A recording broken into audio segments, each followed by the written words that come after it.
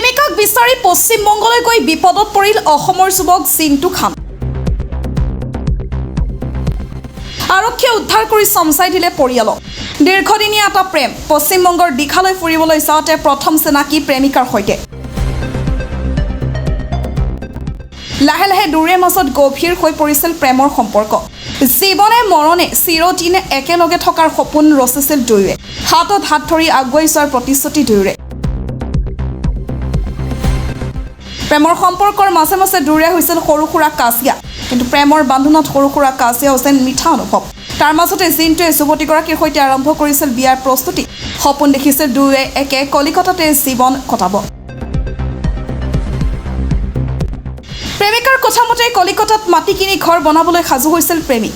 দুয়োৰে পৰিয়ালৰ মাজতো কথা বতৰা আৰম্ভ হৈছিল, কিন্তু হঠাৎ জিন্তু আৰু যুৱতীগৰাকীৰ প্ৰেমৰ সম্পৰ্ক মেৰিল চিৰাল ফাট। ছ'চিয়েল মিডিয়াৰ পৰা মোবাইলৰ কল লিষ্টলৈকে সকলোতে পশ্চিমবংগৰ প্ৰেমিকাই ব্লক কৰি দিলে অসমৰ প্ৰেমিক জিন্তু খানক। প্ৰেমিকাৰে যোগাযোগ নাই, অসমত চিন্তাত প্ৰেমিক জিন্তু, উপায়বিহীন জিন্তু।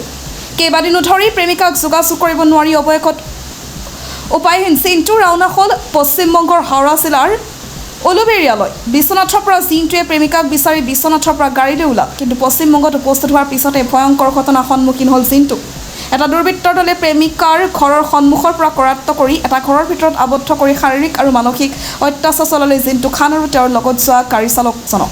কিন্তু সকলো দেখি শুনি নিমাত হৈ থাকিল পশ্চিমবংগৰ প্ৰেমিকা আৰু পৰিয়াল। কলিকতাত মাটি কিনিবলৈ নিয়া টকা বিচাৰি দুৰ্বৃত্ত দলটোৱে বন্দুক দেখুৱাই ভাবুকি দিছিল জিন্তুক। জিন্তুৰ মোবাইল ফোনত ভিডিঅ' কৰি জিন্তুৰ ছ'চিয়েল মিডিয়াত আপলোড কৰিছিল দুৰ্বৃত্তৰ দলটোৱে। পিছত পশ্চিমবংগ আৰক্ষীয়ে উদ্ধাৰ কৰি পৰিয়ালৰ লোকক চমচাই দিয়ে প্ৰেমিক জিন্তু খানক। ইতিমধ্যে অসমত আহি উপস্থিত হোৱা জিন্তু খানে ন্যায় বিচাৰি বিশ্বনাথ চাৰিআলি আৰক্ষী থানাত দাখিল কৰিছে এজাহাৰ। ধনৰ বাবে যুৱতীগৰাকীয়ে জিন্তুক ভাল পাইছিল নেকি? মাটি কিনিবলৈ নিয়া টকা আত্মসাৎ কৰাৰ বাবে প্ৰেমিকাই এই সমগ্ৰ পৰিকল্পনা কৰিছিল বুলি সন্দেহ প্ৰেমিক জিন্তু খানৰ। ৰানিং হৈ আছিলে তাৰ লগত মোৰ ৰিলেশ্যনটো। আজি হঠাৎ এসপ্তাহ আগৰ পৰা সি মোক কমপ্লিট ছ'চিয়েল মিডিয়াত গোটেইখিনি ব্লক কৰি দিছে। গাড়ী লৈ গৈ সিহঁতৰ ঘৰৰ ওচৰত গ'লোঁ, গৈ পেলাই তাতে ৰখি আছোঁ।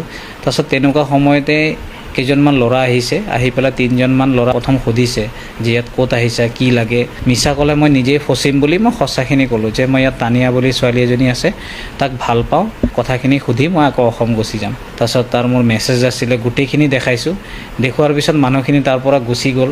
গুচি গৈ 5 মিনিট পিছত আৰু এটা মানে বেছিকৈ মানুহ আহিলে, 8জনমান আহিছে। মোবাইল লৈ লৈছে, গাড়ীৰ চাবি লৈ লৈছে আৰু আমাক লৈ বেলেগ এটা মানে মুকলি ঠাই এটাত লৈ যায়। 4-5 কিলোমিটাৰ আঁতৰত, আমি চিনিও নাপাওঁ, জানিও নাপাওঁ জেগাখিনি ক'ত কি কথা। পিছত তাত লৈ গৈ পেলাই এটা আমাৰ ঘৰত বন্দী কৰি থৈ দিছে।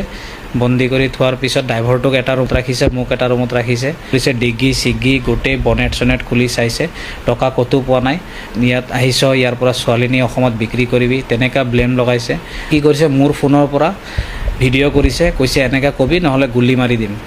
তাৰ পৰা সিহঁতে কি কৰিছে, ভিডিঅ' চিডিঅ' ভাইৰেল কৰি আমাক তাতে থৈ পেলাই গুচি গৈছে। পিছত পুলিচক খবৰ দিছে, সেইখিনি জেগাত পুলিচ আহি পেলাই পুলিচে আমাক উদ্ধাৰ কৰিছে। উদ্ধাৰ কৰি পুলিচৰ জিম্মাত লৈ